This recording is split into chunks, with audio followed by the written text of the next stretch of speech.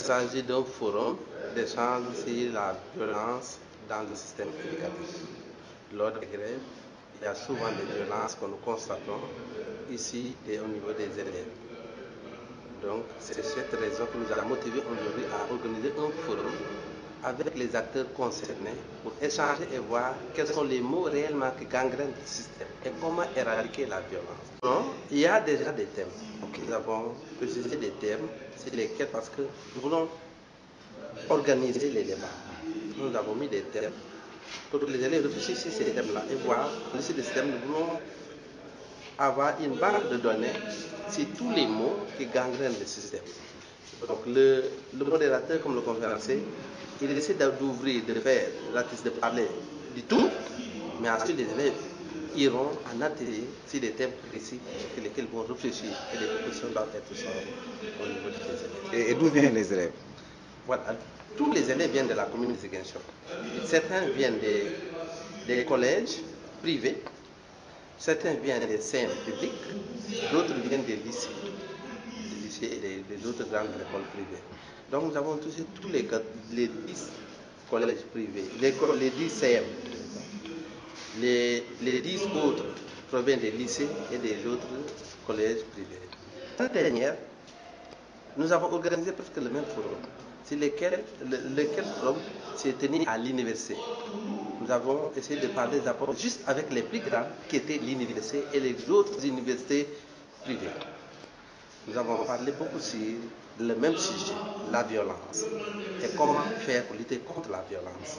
Les préoccupations étaient prises encore, beaucoup d'idées s'en sont sorties, et pour nous, il fallait maintenant revenir au moins cela qui deviendra plus tard des universités. Réfléchir en même temps, parce que c'est tout le système qui est pollué par la violence.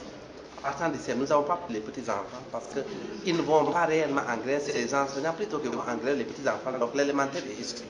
Nous avons pensé déjà à là-bas, c'est un paquet d'activités que nous avons voulu faire avec les élèves. Aujourd'hui, nous allons faire d'abord un échange, le forum d'échange, puis viendra l'installation des comités et des clubs de paix. Nous avons pris les clubs de paix dans les écoles et l'installation des comités de veille et d'alerte. Parce que nous pensons que c'est à seulement ça qu'on pourra juger pertinent ce que nous faisons. Quand cela que nous avons mis sur place, veilleront à l'application des décisions qui ont été prises ici et que ils seront même les points d'alerte pour dire ou informer au club, à l'école concernée, ils doivent être même le trait d'union entre la direction principale et les élèves. La même manière que le comité de gestion est en train d'identifier les problèmes allant au sens de la violence, c'est la même façon aussi que les autres comités des départements, les comités locaux, en tout cas, seraient en mesure de faire autant. Alors, ce n'est pas évident qu'ils la fassent au même moment que nous, le comité local de Bignona.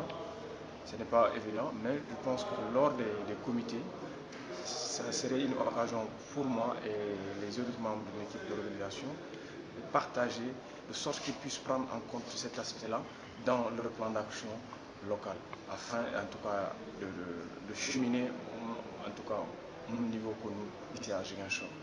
Donc nous sommes en ce moment pas de manière totale fermée, nous sommes contraints de travailler un peu dans la commune parce qu'il s'agit du comité local de Ziguinchor. Maintenant, il y a des instances qui nous permettent d'aborder la question avec les autres comités pour qu'ils puissent à leur tour, en tout cas, intégrer cela et que nous fassions une sensibilisation générale et pratiquement relativement à la même période par rapport à la violence pendant les mouvements de grève.